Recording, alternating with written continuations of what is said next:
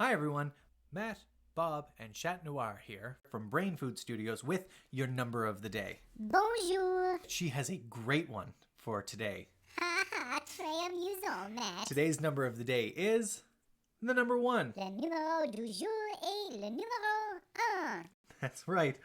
So, when we do number of the day, we like to think about things that come in that number or things that we find interesting about that number. So let's think about things that we have one of. J'ai une seule nez. That's right. Chat Noir has one nose right in the middle of her face. Says he has one mouth and one smile. What other things come in ones? That's right. We only have one brain. Bien sûr. And we have one heart. Une Well, there's so many things that there are just one of, and they're all so unique and so special. What other things, I wonder? I have one juggling ball here. And now one juggling ball by itself doesn't feel like I could do much with it. Juggling one ball is just kind of... I'm just throwing it to myself, right? But there's this thing called contact juggling that some people do. And what they do is they balance it on the back of their hand and they roll it to their palm and then back. And I'm not very good at it. Some people can do it such that it looks so fluid and so hypnotizing to watch. It's just mesmerizing. Whew. Anyways, let's get rid of that.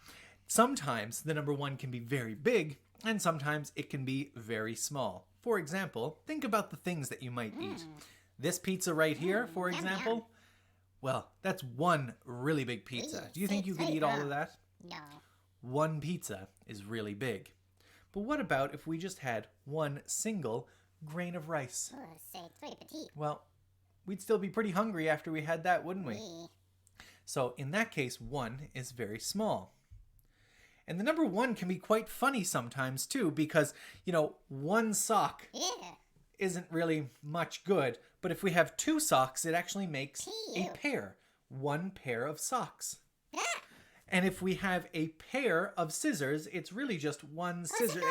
Don't worry, I'm not going to throw the scissors. Ce serait dangereux. I know, right? What about the coins we might have in our pocket? Sometimes the number 1 can mean a whole thing, like this one coin here, this one loonie represents 1 full dollar. But if I look in my pocket and find one of these guys, and I only have one of them, it's a quarter. 1 quarter actually only represents a part of a dollar. It's amazing just how versatile a single number can be, pardon the pun. So I want you to think about all of the things that come in ones. So take a moment, talk amongst yourselves, come up with as many ideas as you possibly can of things that come in ones. We're going to have a little chat amongst ourselves and we'll be right back to talk about the number 1 just a little bit more. Okay, ready? Go. Yes, I agree. Yeah, that's a really good one.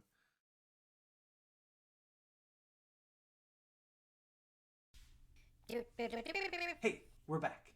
Did you think of all sorts of different things that come in ones? Maybe you only came up with 1, but that's fine because it's the number of the day. Bonus marks if you only came up with 1. Out of all of the ideas that you might have come up with, I want you to pick your favorite one and put it in the comments. I want to know what's the number 1 thing that comes in ones.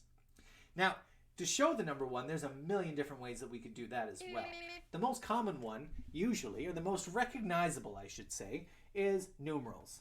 We just use a straight line to represent the number 1. Sometimes we get a little bit fancy with it and we put a little flag and a little foot on it. That's also the number 1. And if we're using Roman numerals, which are letters that represent different numbers, well, we use the letter I. So these are 3 different ways that we can use numerals to show 1. Dot patterns are my favorite because I love playing board games, and dot patterns are what we often see on a dice. So the 1 on the dice, the dot pattern that looks like 1, is just quite simply one little dot. So when you see 1 dot show up on your dice, well, that's the number 1. Tally marks are also pretty straightforward when it comes to the number 1, because for tally marks we make a little stroke for each number, each count. And since we're only counting to 1, our tally marks look quite simply as 1 stroke. And the 10 frames are great for understanding how much something is in relation to the number 10, because 10 is what we call a friendly number. We learn about tens all the time, and we count by tens. Our whole number system is based on 10, but that's a whole conversation for another time. So with a 10 frame, we fill in one dot in one box for every quantity we have. And in this instance, we just need to fill in 1. How else can you show the number 1? Well, there is just one more thing about the number 1 that I want to talk about today, and it has to do with measurement. When we measure things, we measure them in units. And a unit is that basic piece of measurement. It's one of whatever it is we're using to measure. Let me show you an example. I have right here in my hand a pencil that is 18 centimeters long. Picture how big that is in your head. Is it big? Is it small? Is it average? Well, it's this pencil right here. It is just a regular, ordinary, everyday pencil. And it's 18 centimeters long. And if you were able to picture that accurately in your head, chances are you had a good understanding of what 1 centimeter is. You knew what 1 unit looks like. And then you added it to another one and got up to 18 until you were able to picture what that pencil looked like. Now, if I said it was 18 inches, that would have been a completely different story because 1 inch is much bigger than 1 centimeter. Now, having a ruler close by when you need to measure things or when you need to understand what 1 unit is can be quite handy. But if we don't have that, it helps to have a few little tricks up our sleeve to help us estimate. So, 1 centimeter, for example, is the width of my thumb. 1 inch is the distance from the tip of my thumb to my knuckle. So that's 1 inch right there. So if I needed to measure an 18-inch pizza, I can just use my thumb and everyone would be furious that I touched my hands all over their pizza. 1 foot is from my wrist to my elbow, and 1 meter is the distance from the floor to the doorknob on just about any door.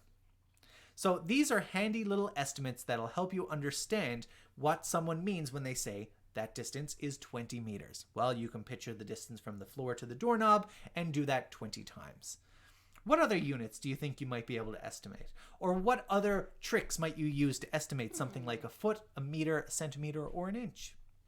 Now, if you look below this video, there is one subscribe button, and I want you to hit that just once so that you can join us on all of our Number of the Day explorations. Until next time, we'll see you later.